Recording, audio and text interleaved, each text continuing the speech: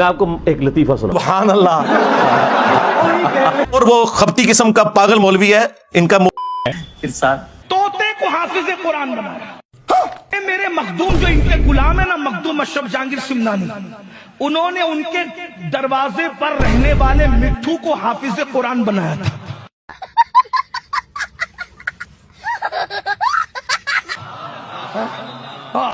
ان کا غلام ہے نا میرا مرشد، میرا مخدوم.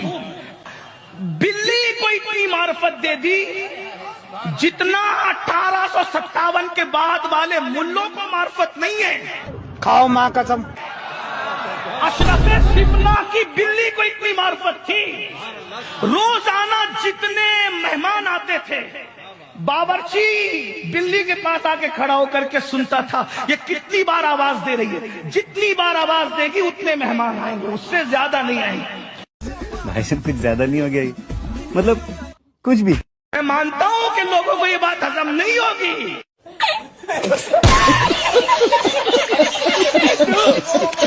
یہ ڈونکی راجا فلم یہاں پہ ختم نہیں ہوئی. میدان محشر میں بھی دو قسم کے لوگ ہوں گے، ایک آوارہ ہوں گے، کسی کی غلامی کا پٹا نہیں ہوگا، کہیں اللہ اللہ اللہ اللہ اللہ اللہ اللہ کے سوا کسی کو مت مانو، ڈائریکٹ پہنچو. اور ایک آیت پہ عمل کریں گے، وابتغوا الیہ الوسیلہ. کوئی غوث پاک، کوئی غریب نواز، کوئی صابر پاک، کوئی مخدوم کلیار، کوئی زندہ شمعدان، کوئی وارث پاک، کوئی محبوب الہی، کوئی مخدوم اشرف، یہ غلامی کا پٹا لے کر آئے گا تو فرشتے آواروں کو پیٹتے ہوں گے اور نسبتوں کا پٹا دے کے کہیں گے تو ڈائی کرے صدر قیامت کے سپاہی، وہ کس کو ملے جو تیرے دامن میں چھپا. اس نشانی کے جو سگ ہیں نہیں مارے جاتے، حشر تک میرے گلے میں رہے پٹا. بے شرموں کو شرم نہیں آتی کہ ان لوگوں نے مرنا ہے. یہ شیطانی توحید کے اوپر چل رہے ہیں، رحمانی توحید کے اوپر نہیں چل رہے. لہٰذا ان لوگوں کو ایکسپوز کرنا پبلک کے سامنے کہ ان کی معصوم شکلوں سے آپ لوگ دھوکہ نہ کھائیں، یہ امت کو اتنے خطرناک عقائد دے رہے ہیں کہ جس کا تصور بھی نہیں. سرکار غوث العظم دستگیر پیران پیر رضی اللہ تعالیٰ نے ارشاد فرماتے ہیں کہ میں وہ ہوں کہ جب تک میں کسی کو اجازت نہیں دیتا اس وقت تک اس کی زبان پر میرا نام نہیں آتا. جب میں چاہتا ہوں تب لوگوں کی زبان پر میرا نام آتا ہے. آپ اندازہ کریں اگر آج ہم ذکر غوث العظم کرنے بیٹھے ہیں تو اس کا مطلب میری اور آپ کی مرضی نہیں ہے بلکہ بغداد کے دولہ کی مرضی ہے. یار کیا بات ہے یار، کتنے پہنچے بزرگ نے. فرماتے جب میں چاہتا ہوں تو لوگوں کی زبان پہ میرا نام آتا ہے، اور جب میرا نام لوگوں کی زبان پر آتا ہے تو پھر اللہ ان سے مصیبتوں کو دور فرما دیتا ہے. اور ابھی تو رکو، کلائمیکس ابھی باقی ہے. فرماتے مصیبت میں میرا نام لیا کرو، میں ضمانت دیتا ہوں کہ جس نے مصیبت میں میرا نام لیا اللہ اس کی مصیبتوں کو دور فرما دیتا ہے. سرکار غوث العظم دستگیر کی شان یہ ہے، میں غوث پاک کی شان کیا بیان کروں. غوث پاک کی شان یہ ہے، اللہ اکبر، کہ حضور رحمت عالم رحمت للعالمین صلی اللہ علیہ وآلہ وسلم نے خود غوث پاک کی شان بیان فرمائی. سب کہانیاں جھوٹ سے کوڑ مار دے رہے. ایک قادری مرید کی شادی ہو گئی، بیچارہ پڑھا لکھا نہیں تھا، لیکن جس کے ساتھ شادی ہوئی دلہن اس کی تھی حافظہ، قرآن کی حافظہ تھی. دلہن نے کہا آپ کو کیا آتا ہے؟ اس نے کہا کچھ نہیں آتا، غوث پاک کا نام آتا ہے. تو کہا میں قرآن کی حافظہ ہوں اور ابھی آپ سے ملاقات نہیں ہوگی، پہلے آپ بھی حافظ قرآن بنیے، ہمارے معیار کے مطابق بن کے آئیے. جب آپ حافظ جی بن جائیں گے، ہم حافظ آئیں، تو اس کے بعد ہماری ملاقات ہوگی. گئے غوث پاک کی مسجد میں جا کے بیٹھ گئے. جب غوث پاک کی مسجد میں جا کر کے بیٹھے تو غوث العظم دستگیر کی مسجد میں جا کر کے بیٹھے. فجر کا وقت ہوا تو سوچا کہ حضرت خانقاہ سے نکلیں گے تو اپنا مقدمہ پیش کر دیں گے. تو عرض کی حضور میری شادی ایک حافظہ سے ہوئی ہے اور میں اس کے پاس گیا تو اس نے کہا کہ تم بھی حافظ بن کے اور پھر ملاقات کرنا ورنہ نہیں آنا. تو حضرت اب میں کیا کروں، میں اتنے دن تک صبر تو نہیں کر سکتا. فرمایا فجر کی نماز میرے پیچھے پڑھنا، میں بھی نماز پڑھاؤں گا، میرے پیچھے نماز پڑھنا فجر کی. اس نے کہا ٹھیک ہے حضور. اس کے بعد اذان تو ہو چکی تھی، حضرت تشریف لائے، نماز ہوئی. حضرت نے جب نماز کا سلام پھیرا تو دائیں طرف جتنے مقتدیوں کو حضرت نے دیکھا دایاں سلام پھیرتے وقت، تو دائیں طرف کے جتنے تھے وہ سب حافظ قرآن ہو گئے. ایسے تو نہیں ہوتا ہے. اور جب بائیں طرف سلام پھیرا نا تو جتنوں کو دیکھا بائیں طرف کے سارے حافظ قرآن ہو گئے. یہ تو بیچارہ ایک حافظ جی بننے آیا تھا، میرے غوث نے اتنے حافظ جی بنا دیے.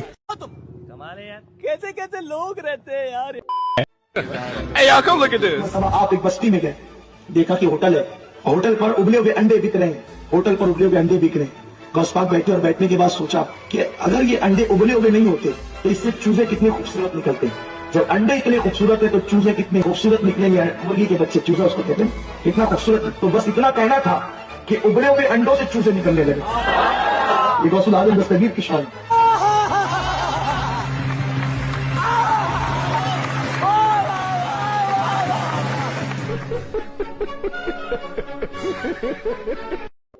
गौसुल आजम की शान अल्लाह ने वलियों में वो रखी जो शान अल्लाह ने नबियों में उनके नाना जान को दी थी। वो शान अल्लाह ने वलियों में गौसुल आजम दस्तगीर को अता फरमाई।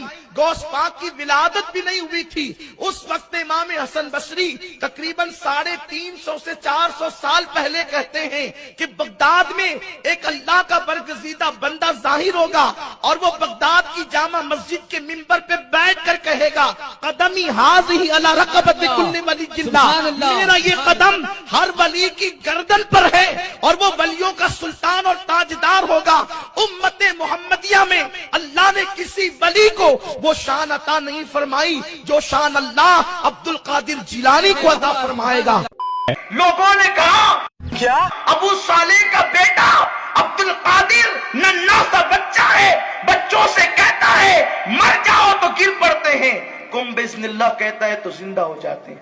अरे वाह, लेकिन ऐसा कैसे हो सकता है? जब वो बच्चों से कहे मर जाओ तो अपना बच्चा मरा हुआ मिला देना। ये बड़ी अच्छी बात कही आप। वो लाई, जब बच्चे गिर पड़े तो अपना बच्चा मिला दिया। मेरे गौस ने कहा कुम बिस्मिल्लाह, अब खड़े हो गए, वही मरा रहा।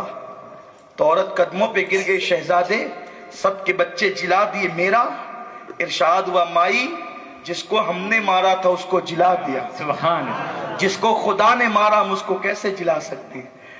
बात तो सही है। अर्ज किया शहजादे कदम नहीं छोड़ूंगी जब तक मेरा बच्चा जिंदा न हो जाए। अभी मजा आएगा ना। आसमान की तरफ देखा, नन्हे नन्हे हाथों से मिटाया, हवा में कुछ मिटाया। तुम्हें कैसे पता चला? तुम्हें कैसे पता चला? और अपनी उंगली के इशारे से कुछ लिखा और बच्चे की तरफ तवज्जे कह के कहते कुम बिइज़्निल्लाह, उठकर खड़ा हो।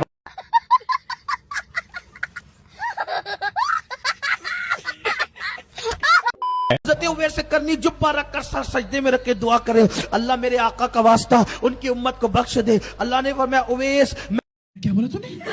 मैंने अपने महबूब की आधी उम्मत को तेरी दुआ पे बख्श दिया। उवेस, मैंने तेरी वजह से, तेरी दुआ से अपने महबूब की आधी उम्मत को बख्श दिया।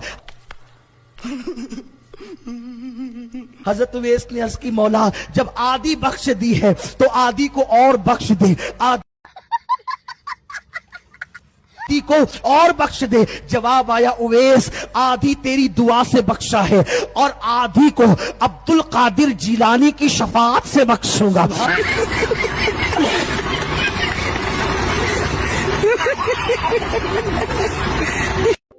गौसे आजम के खिताब में इंसान जिन्नात ही नहीं बल्कि रसूलुल्लाह खुद भी उनकी हौसला अफजाई के लिए तशरीफ लाते थे।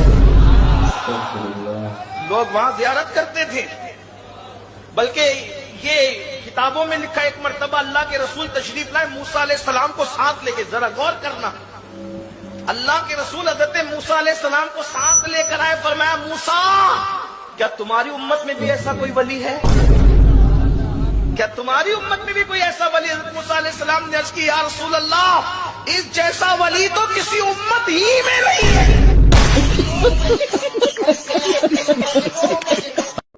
कि आपके सीरत निगारों ने लिखा है कि आपने 30 या 36 साल दरिया में खड़े रहकर अल्लाह की इबादत की। क्या बोला तूने?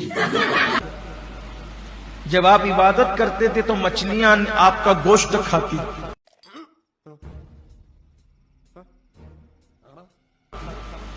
बहुत इबादत और रियाजत की, बड़ी मेहनत की।